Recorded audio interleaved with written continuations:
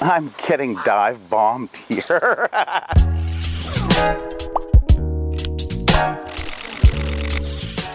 Welcome to the 10 Acre Woods. Today I thought I'd answer a couple questions and give you a little bit of an update, go over maybe some rabbits and some ducks. There's been some interest in some information on them. What do we got here? Somebody's staying out of the heat. Carl. And his little boy is over here. Billy. Billy. Billy. Too busy eating. So this structure here Tara had built. Now we've had this little shed for a few months now, which is a nice place for some shade, isn't it, bud? You spend a lot of time in here on the hot days. And Billy, his son, is no pushover. He actually walks right in here and pushes his dad out of the way. So Tara decided to build this here, you know, do a little bit of creative play structure, and they love it. They'll climb up here and jump up in here and dance around. And of course our swing, which is nice for a hot summer day sitting around. Now the ducks. So people have asked about ducks and how we take care of them. Now these are just young ones hunting for flies. They've been doing that quite a bit. This one here is a Muscovy. These ones here appear to be rowan, which is very similar to a mallard in looks, except it's twice the size. And then we've got this little pool. Well, it's actually a toboggan, but works well. That has to be cleaned out regularly. Now, one bird that I didn't know the name of, which is this one here. This is just a young one. We had its parents over the winter time, and of course one came out, and apparently it's a harlequin. So it's a very nice, got a lot of nice color to it. And our chickens, our young chickens that are ready to go out into the world, most of them have been released out into the area to free range. And of course some of the ducks getting out of the hot sun.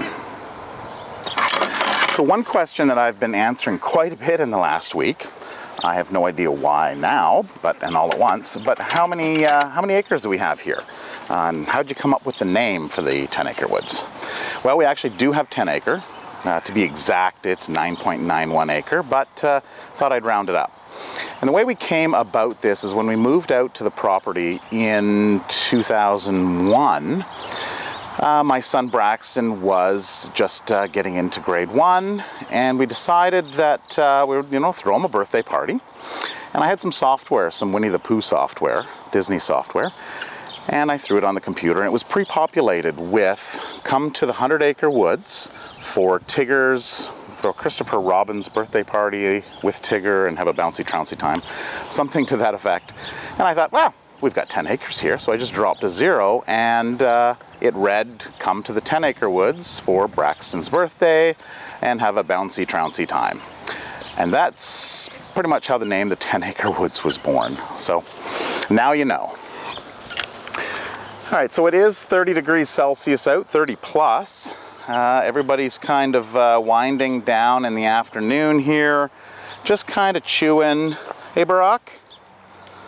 Chewing what they got, what they've, oh, you look hot, don't ya? Hey, it's Turbo. You look hot. Are you just enjoying your meal from this morning? I was actually watching some videos earlier, and the coat, they look so small when they're just shaved in the spring. This is Lambert here. You got your wool coat on, kind of acts as an insulation, doesn't it? So this area here is actually a very popular area because of this tree here. And we had an issue. You can see how it's actually leaning sideways, but the tree is even right across the bottom. So last year, 2 years ago, I think it was, we had this huge windstorm that blew the tree over. We didn't notice that this was leaning, because what had happened was all the goats had stood up and trimmed the bottom of the tree completely straight. So we had no idea. So now, trees. So we do have lots of trees here. It is the 10-acre woods. I got the 100-acre woods on my mind. All these trees, or most of them here, are poplar. Or I think they call them whispering aspen in the States. So the problem is, as you can see from all the debris and everything, well, here's a clear example. They grow up and they fall over. And of course, trees, they will, you know, they're nice and tall, but the root base is only as wide as they are at the top. Now, apparently that's because when it rains, the roots go out to that area to gather rain, or gather rainwater. So what we've been doing is we've been adding, here you can see an oak, but these things fall over, these poplar. So we planted this, again, I was looking back at some pictures, it was about 6 years ago, and this has grown great, really. What we've done is we've taken some of those off and we've planted them. Now we're gonna have to kind of rethink what we're doing. We figure this area here needs some shade. And when's the best time to plant a tree? Well, 20 years ago. So it's right here. You probably can't see it. We had put this up to keep the goats out and figure, well, that'll be perfect. We'll leave it up for years to come. And then we come out and we look and we go, oh, what happened? Well, what happened was the goats can't get in, but those little bunnies can get in there, and they ate the willow. And willow is highly sought after when it comes to animals. So now we're going to have to take stucco wire. So this stucco wire here is what we line our cages with. A rabbit's not going to get through that. So, you know, it's always a learning experience. And, you know, if you got to try things before you can learn, right? Okay, so in here, oh boy, rabbits. These guys are hot too. So what we do with our rabbits is we used to have them in here. We used to breed for pet land, and then the whole breeding and animal rescue kind of came into it. So no more breeding, a lot more animal rescue. So these guys here come in from unwanted pets. We'll find them homes, but what we do is these are the boys. So currently the girls, I'll have to see if I can find some. There's the pigs. But the girls were in here, and they dig in, and this is where they stay in the wintertime. And then they've got this run out here. Now, what we do is we rotate them. Well, it's starting to get a little hot out here. What we do is we rotate them. So the boys are in right now, the girls are out running around, and they run around the 10-acre woods and they enjoy themselves and stay close. So they're fine. And then what we do is they come in and we'll close them in, and then we'll put the boys out. So they don't have a small cage to, you know, at times, you know, they're in their cage, they've got their food, they've got the water. But we try to rotate them out to have the boys out at one time and have the girls out at one time, so that there's no babies going on. Now, we did have some young ones a few weeks ago. That was our mistake. We had put out, it was a female. We thought we grabbed all the females and brought them in, but one of the females actually is brown and looks like a wild rabbit. So, yeah, one of the boys got her and had some young. So that was our bad. So we're paying attention to doing a head count as they come in and as they go out. Yeah, no, it is warm out. Okay, so that's the rabbits. Now, if you have any questions, people had asked, well, how do you take care of the rabbits? And so that's how we take care of them. You know, we've got our food, they've got their shelter, they've got their water. There's a automatic water down here. We've got quite a few of them. We clean them out once a day. It's all plumbed in here and runs through. So all polypipe plumbing. Oh, you kids, what are you doing? Where's your mama?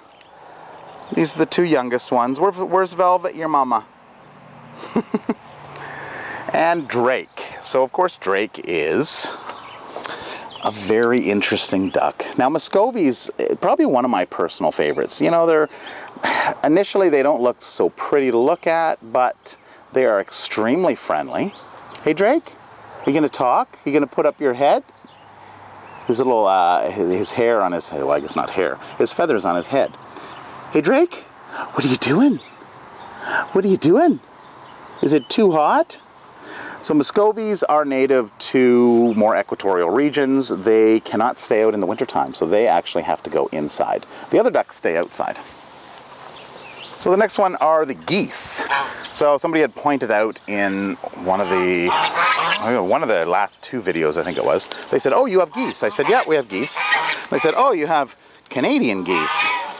Yes, we do. We have this young one here, and Chinese geese, and this one here. So you may have seen goose here in previous videos. These are Danish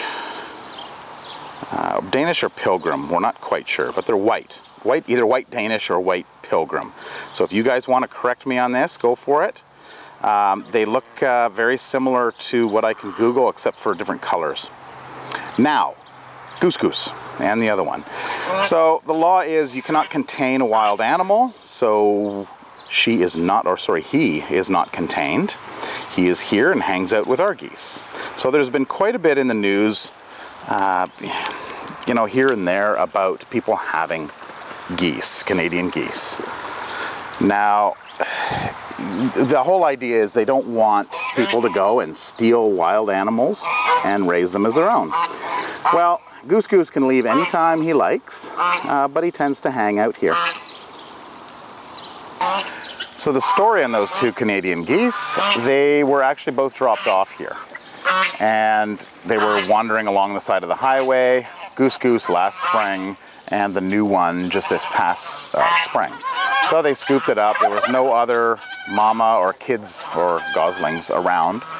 So they brought the goose here, and so we put it in with the other geese. And the other geese raised them, took care of them. And then, so now they're free to go. There's a cute shot there of two of them together. So they came in, we just brought them in and fed them with the others. As long as you don't contain or pen them, you're fine. Now, Goose is a boy, and we're hoping that this one's a girl, because what happens is girls come back every year to the same area that they were hatched out, and they'll have their young.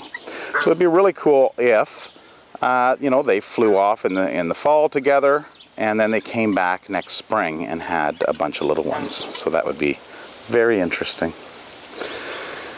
And then of course, Fernando. What are you doing, buddy? You don't give it a rest, do you? You're hot. Look at you pant. This is a snood, if you didn't know. Come here, let's show everybody your beak.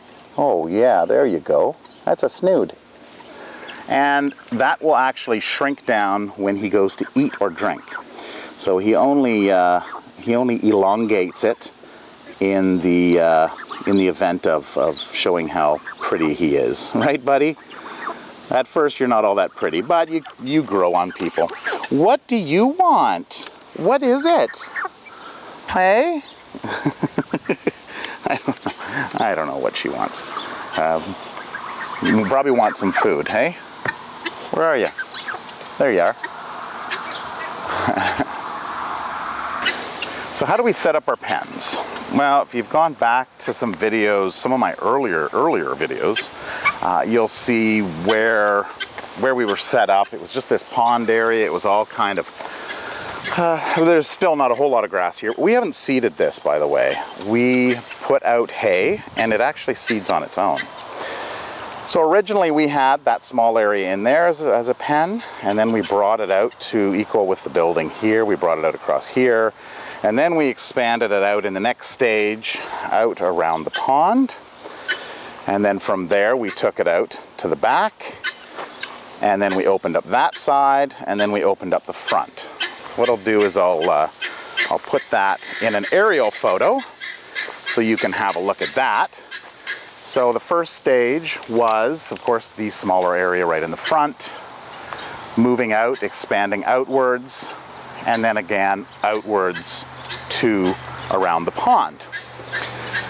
So then we decided, let's take some electrical wire and go back and extend it back out further in the back, I guess the southeast section. From there we had some horses come in. So the horses came in, we had Storm, we had Joe, and then we decided we had to enclose the front area, or sorry, the back west area. So then we enclosed this area in here, and finally, when we got a couple other horses in that weren't getting along, we had to move them to the front section. So then, I think it was about 2 years ago, we did the front section. So now you can see from the picture that you know, we've got animals pretty much surrounding us. Okay, I'm getting dive bombed here. By these guys. These are barn swallows. Jeez, they are very persistent. Wow, I know they're not going to hit me, but it really feels like they are. Wow, they get close. Okay, why are they so ticked off? Well, I'll tell you why. Because there is a baby. Oh, there's other babies there. There are babies here. Whoa, gone. Okay, so now all babies are flying around. I'm not getting dive bombed anymore. So that's good. All right, so that's that was pretty exciting. It's some good adrenaline going there when you get dived by a barn swallow. So they nest there. Oh no, okay, I thought he was coming back at me. They nest there every year, and I think I showed that in a couple videos ago. But now there's nobody. There were actually two that were over on this side here, and then there was one that was sitting in the nest. I didn't see the two over on this side. Just saw the one up there. That was pretty exciting. Never shortage of young babies. He says, "Mama, come feed me. I want to eat. I want to eat." And she's like, "No, I don't have no food. Get away from me, kid." And there's Dad over there. So I guess just fledged out. I'm not sure where. Oh, the other one's still in the nest. So the other one is up here in the nest. So what I should probably do is take that little guy that fell out of the nest, probably put him back. Hey, you want to go back? All right, so baby is safely back in with its sibling. And as I'm in here, I'm noticing, oh, well, what's this? Look at these little ones here. There's actually 3? No, there's 2. Sometimes it's hard to tell. They're just a little chubby. So there's 2 there, new ones. The outside pigeon area, you probably have seen in the past. We've got these boards up, and we've got this, basically it's a predatorial net to keep the crows out, to keep these little guys here safe. And of course Prince is in here because peacocks and peahens like to roam, and they get themselves eaten.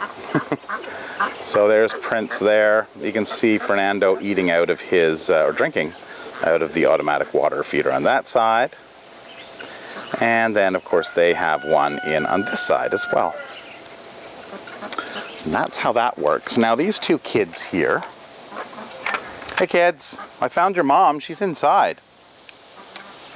Yes, she is.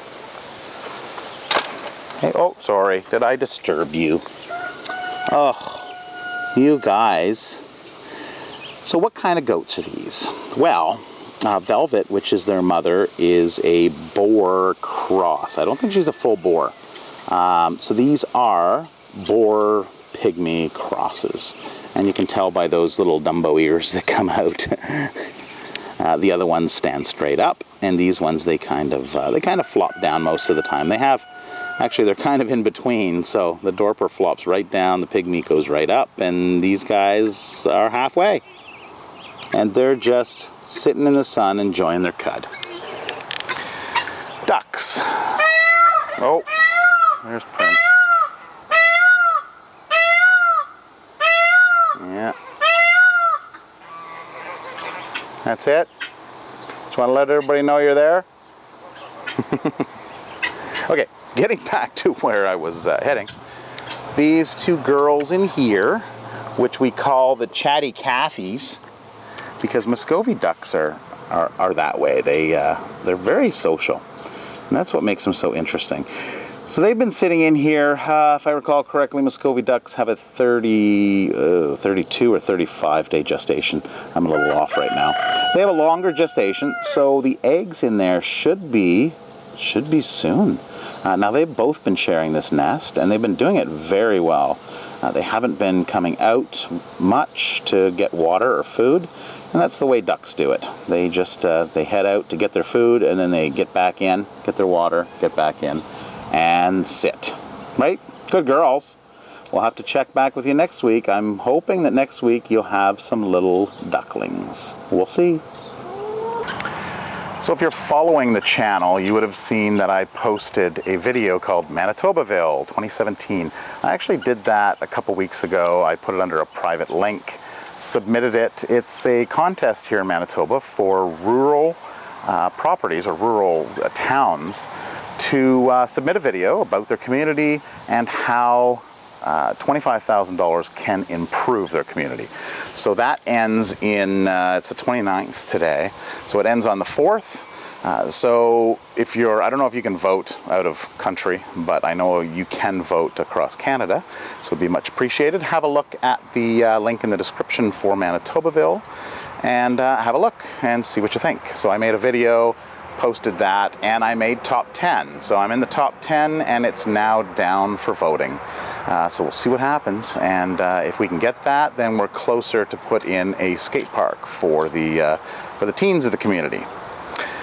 That's it for today. I hope you enjoyed this episode. I tried to cover as many areas as I could with questions I've been getting answered. If I've missed some question, please let me know down in the description. But again, I thank you for watching. It's very much appreciated. And it's nice to see when people put those comments in saying how that I've inspired them and they love the videos, and you know, it's great. It's wonderful. I love to see that. But again, thank you for watching, and we'll see you next week. Take care. Bye-bye.